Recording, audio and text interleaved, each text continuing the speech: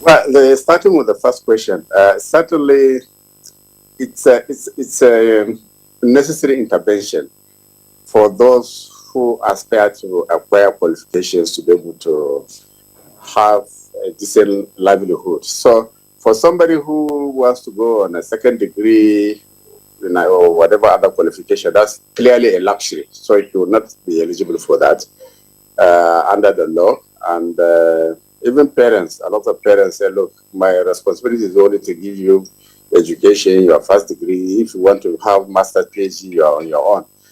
Not to talk about government. So certainly it will not avail anybody who wants to go for a second qualification.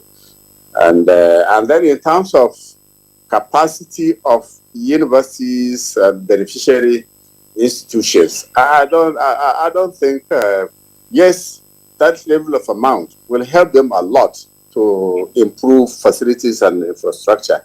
But I don't see that amount of money overwhelming any institution, any management of any institution, to the extent that they will be run by students. No, it will not happen. If anything, a lot of institutions are underfunded, and they can. That is a very important source of income for them to improve facilities for students. And what they need to do is diligence and diligent application of those additional resources. And I think these are some of the major multiplier effects of the institutions getting the funds directly, so that they can now use it for planning purposes. And like yesterday, when I had Curtis call from Ahmadu Bello University, there are about 51 or 52,000 students. So you can imagine if half of those were to be on, or more, would be on the loan, and the amount of money to come to the university would be a lot. And one of the issues that was a problem which they raised was issue of power, energy, servicing their energy, which is about 120 million per month.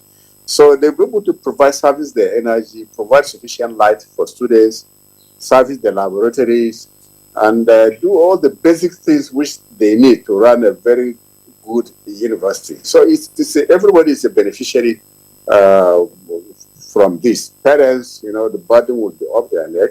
They can now take their attention to other matters of concern for the family. So it's a win-win situation for everybody.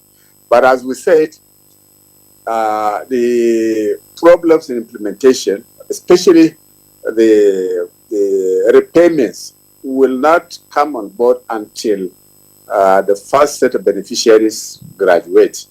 And before then, a lot of reviews will be made to see any gray areas, and then so that they cannot be tightened. But our concern at the moment is to ensure that it takes off, and then eligible students have access the funds, and then they concentrate on their studies without the distraction of poverty and want.